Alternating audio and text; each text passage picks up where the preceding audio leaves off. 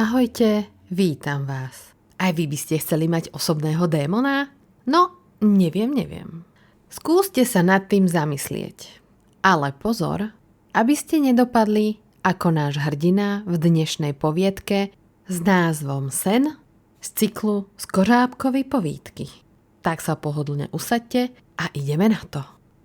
Probudil se výkřikem do hluboké noci. Studený pod na čele.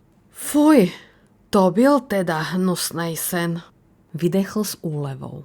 Měl odkryté a úplně prochladlé nohy. Přikryl je peřinou.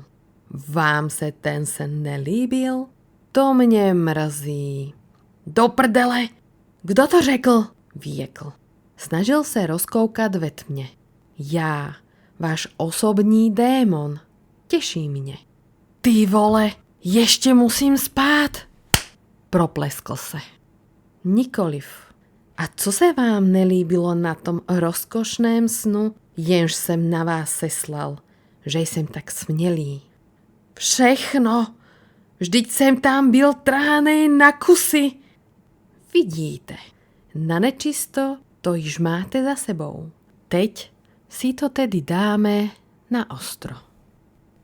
Počuli ste krátku poviedku s názvom Sen, ktorú napísal Pavel Skořepa. Poviedka sa nachádza v knižke Jednosto skořápek. Dúfam, že poviedka sa vám páčila. Ja ďakujem za pozornosť a počujeme sa na budúce.